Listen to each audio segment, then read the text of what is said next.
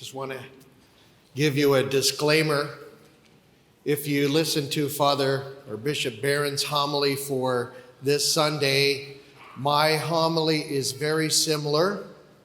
Father John, did you steal your homily from Father Barron? Because I know a lot of you listen to the Word on Fire, and I really encourage you to do so. And the answer is no. I prepared the homily on my own and then listened to Bishop Barron's. It's like, okay, did I steal it from him? No. But is he my teacher? Yes. So, in a sense, a lot of this comes from him anyway. I just thought about it, and you've heard me say this. I think if I were smart, I would just come over here when nobody's here and sit in that chair and let the Lord speak to me as I prepare homilies, because as I sit there, all this stuff comes to me. And you're like, why are you preparing your homily over there? Why don't you sit there? And it will come to you. So if I had to redo the homily, and the noon people will get a different one, I'm going to put some blue tape down here with an arrow pointing towards Jerusalem. Maybe even writing the way. This is the way to Jerusalem. And these disciples are walking in the opposite direction. They're walking in the wrong way. So what happens here? Jesus is crucified. He dies. So many of the disciples were dejected.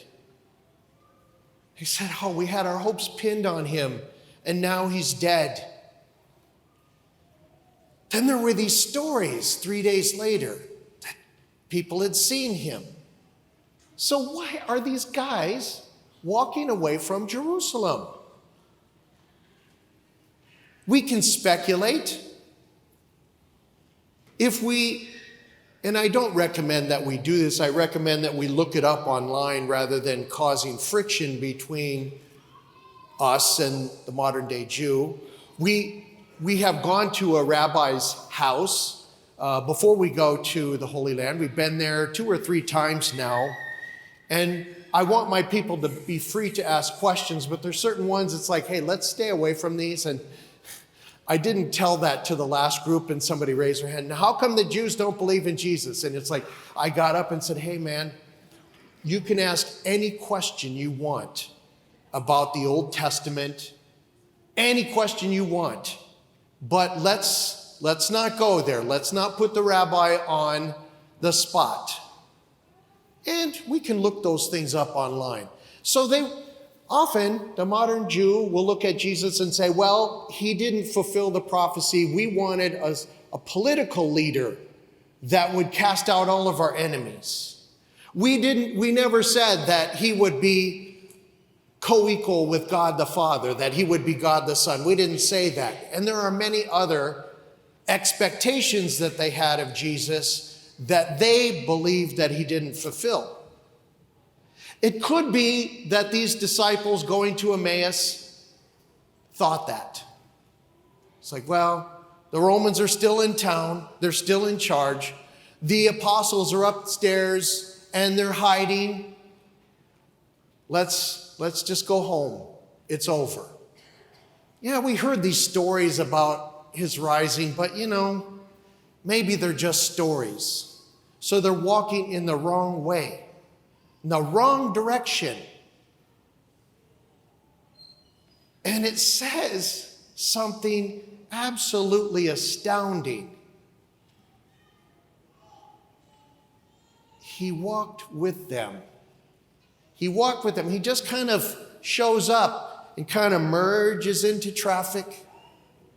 And he's walking with them, even though they're going the wrong way. Hey guys, what are you talking about as you journey to Emmaus? We don't know where Emmaus is. There are shrines. There's 3 places that there are places of pilgrimage, as I understand it. I've only been to one, but there's one about 7 miles from Jerusalem. That's considered to be maybe the most authentic location. We don't know for sure. We've been there on the last trip. It was a quick stopover on the way to the airport. But they're journeying to Emmaus. I would like to think it's that one because the next one is 19 miles, and then you're thinking, gosh, that would have taken a whole day of walking. And then when they have this revelation, they run back to Jerusalem, you're like, man, that's an awful long way to run. Maybe they were into marathons, I don't know. They're walking in the wrong direction. And Jesus comes and walks. What are you talking about along the way? Are you the only one in Jerusalem who haven't heard the stories? This man, Jesus, full of power and conferring miracles. We had hopes. We had pinned our hopes on him. And the Romans killed him. And it's over. It's over. Yeah, we heard these stories about his rising. And then Jesus starts to speak to them, kind of in a way of correcting them. Guys, don't you remember what was to be said about the Christ? Father Mitch Packwell points out that there are 360 references in the New Testament about the Old Testament. And Jesus starts to remind them of the realities that they know. The New Testament hasn't been written. It's being written as Jesus walks. But he's like, don't you remember what was said? Don't you remember what Isaiah said?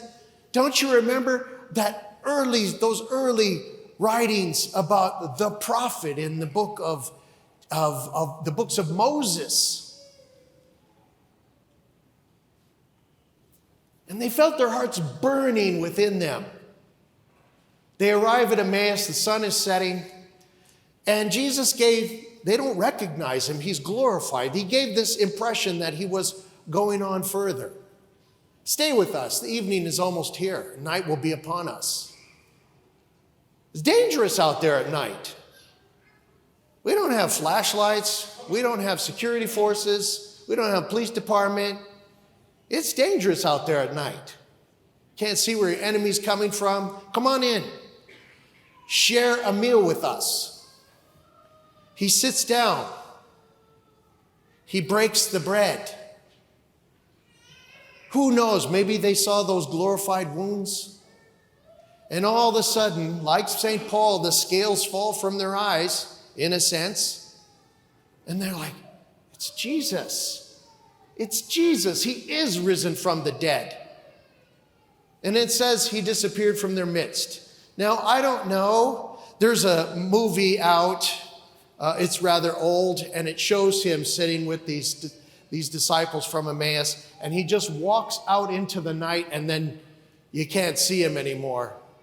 And they said, he doesn't need to worry. There's no phantom, no any kind of force that's going to affect him now. And then they run back to Jerusalem, to the upper room. They were going in the wrong direction, had this encounter with Jesus, and then they turned around and went the other way. They turned around and went the other way. And they tell the apostles, we have seen Jesus. Along the way, he walked with them, even though they're going the wrong way. Sometimes we feel that we are outside, and I mentioned this last week, outside the divine mercy of God, that he's not with us. He's abandoned. It's too late for me, Father John. I was just up at Mount Claret on Friday. I wanted to stop by to see a priest about my confession, and he was there for Rachel's Vineyard as a chaplain priest. Rachel's Vineyard is for women, Catholic women who have had an abortion and desire healing. Desire healing. And I'm sure what is transmitted to them is the reality that even though they may have been walking in the wrong way, that Jesus was always with them. Does he want us to persist in serious sin? No. Does he walk with us even when we do? Yes. He walked with them even though they were going in the wrong direction. These women have turned around. They've gone to confession. There's still more healing that needs to take place. Maybe that's the case for you or somebody you know. God wants that healing for you. If you haven't been to a Rachel's Vineyard retreat, please give us a call. If you haven't been to confession and you feel like I'm outside the mercy of God and I know I'm walking in the wrong direction, it's too late for me. You are so wrong. The heart of the Lord is mercy, and he wants you to have that mercy. Maybe we're walking that road in the wrong direction. We know it. Say, Father, I'm hooked on pornography. And no matter how many times I get up, I fall down. I get up and I fall down. I'm so sick of going to confession and telling the priest the same thing. I'm walking in the wrong direction. The Lord is with you. Truly is. He's walking with you. He wants you to turn around. He wants you to have an encounter with him. And sometimes that encounter with him involves therapy. There is an organization here in the East Valley called Family Strategies, a therapeutic organization, and they have a special program for men and women. But it seems that mostly men are struggling with this, but some women do. That can give us tools so we can turn around and walk with Jesus back to Jerusalem, the place of resurrection. Oh, Father, I've been working for this company for a long time. I keep the books.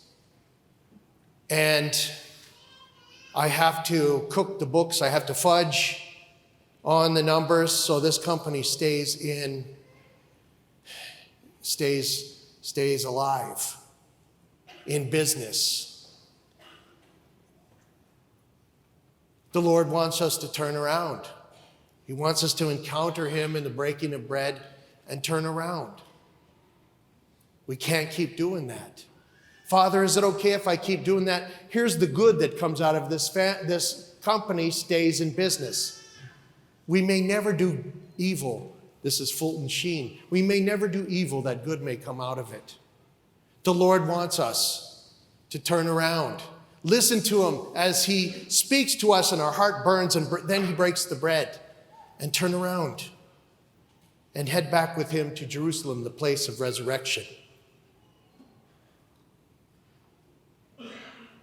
Jesus hasn't abandoned us. No matter if we're walking in the wrong direction, he hasn't abandoned us.